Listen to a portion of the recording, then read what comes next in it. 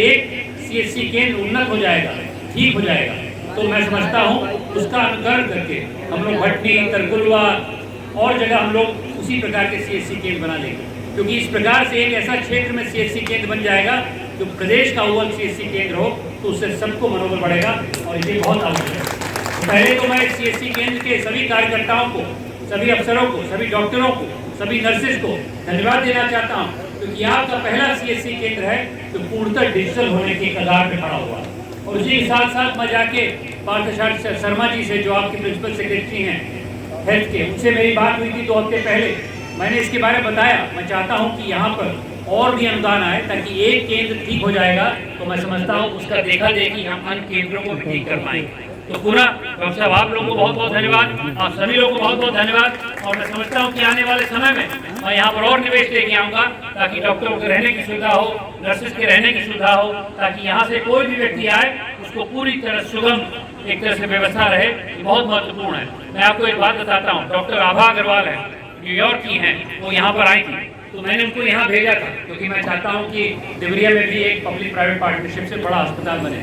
Medical college तो है, लेकिन उसके साथ ही एक बड़ा अस्पताल बनाने की प्रक्रिया में मैं लगा हूँ। लेकिन जब वो यहाँ पर आई तो उनको बताया गया कि यहाँ पर 280 गर्भवती महिलाओं का यहाँ पर बच्चे पैदा होते हैं, तो उन्होंने समझा पूरे वर्ष में पैदा होते हैं, लेकिन उन्होंने बताया ये तो 1 महीने में पैदा होते हैं। वो लोग अचंभित होकर चली गई, क्योंकि बाहर से भी आई हुई महिला एक डॉक्टर है, उनको विश्वास हुआ कि यहाँ जो काम हो रहा है बहुत बड़ा काम हो रहा है। आप सभी लोग को बधाई, आप लोग जो काम करती हैं आंगनबाड़ी में, आशा वर्कर यहाँ पर हैं, आप सभी लोग को बहुत बहुत साधुवाद, धन्यवाद। दूसरा विषय मेरा विषय है कि यह काम तभी सफल होगा जब आज का जो एक स्वस्थ नारी और सशक्त परिवार, इसके ऊपर हम लोग जोर देंगे। नारियों पे परिवार का हर काम पड़ जाता है।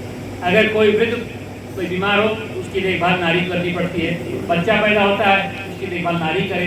उसके बाद हम उनको उद्यमी बनाना चाहते हैं, उनसे पैसा भी निकालना चाहते हैं। तो इसलिए जब तक नारी स्वस्थ नहीं होगी तो कैसे परिवार की रक्षा कर पाएगी? वो ढाल की तरह खड़ी रहती है।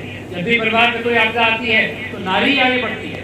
और इसीलिए नारी वंदन जो हम लोग कर रहे हैं, और अधिनियम भी हम लोग लाए हैं कि 33% आरक्षण सदन में और विधानसभा में नारियों की हो, ये इसका एक तरह से स्वीकार करता है कि नारी की जो शक्ति है वो बहुत अद्वितीय है। और नारी घर को संभालती है, बाहर भी संभालती है, समाज संभालती है। और आज की तारीख में, आने वाले समय में नेतृत्व भी करेंगी लोकसभा, विधानसभा, अन्य क्षेत्रों का। तो आइए दोस्तों, आज की तारीख में हम लोग ये संकल्प लें कि नारियों के लिए हम लोग खास करके सुविधाएं लेंगे। किस प्रकार की सुविधा?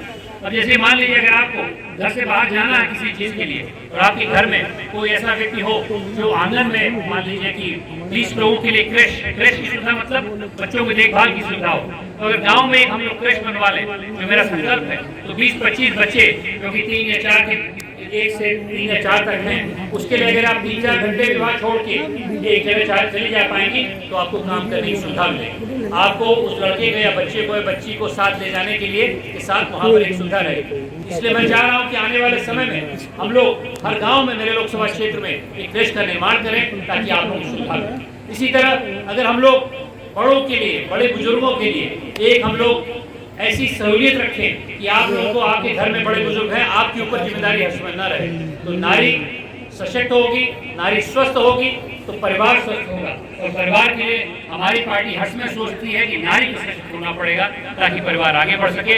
आप जानते हैं कि उद्यमिता के लिए मैं बहुत काम कर रहा हूँ। इस विषय पे आज नहीं चर्चा करूंगा, लेकिन नारी को सशक्त करना, नारी को स्वस्थ रखना बहुत बड़ा दायित्व है। और मैं प्रधानमंत्री जी को पूरा साधुवाद देना चाहता हूँ कि अपने जन्मदिवस पे उन्होंने इतने बड़े कार्यक्रम को करवाया है। इसके लिए पुनः आदरणीय प्रधानमंत्री जी का भी आप उद्बोधन सुनेंगे, उनको नमन करता हूँ। और दोस्तों, अंत में तीसरा विषय मेरा ये है, विकसित देवरिया लोकसभा क्षेत्र।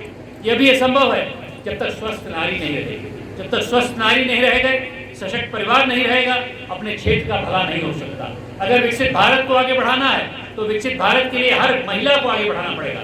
हेमंत जी बोल रहे थे कि आज की तारीख में उनके स्कूल में 70-75% नारियां हैं। ये बहुत बड़ा संकेत है। आने वाले समय में देश का, पूर्वांचल का नेतृत्व नारी करेंगी। और इसके लिए रानी लक्ष्मीबाई का स्मरण करिए, वो भी एक नारी थी जो पूर्वांचल की थी, झांसी की नहीं थी, तो पूर्वांचल में पैदा हुई थी।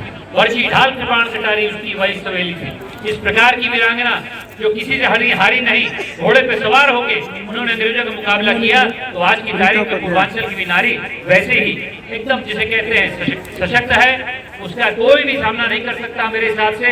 हर क्षेत्र में आप लोग आगे बढ़ रही हैं। तो आइए मैं आपको आहूत करना चाहता हूं कि विकसित भारत के लिए जो अमृत प्रयास का कार्यक्रम मैं कर रहा हूं, अगले 10 साल में मैं अपने क्षेत्र का सकल घरेलू उत्पाद बढ़ाने के लिए काम कर रहा हूं, महिलाओं को सशक्त करने के लिए काम कर रहा हूं। उसमें आप लोग अपना पूरा योगदान दीजिए।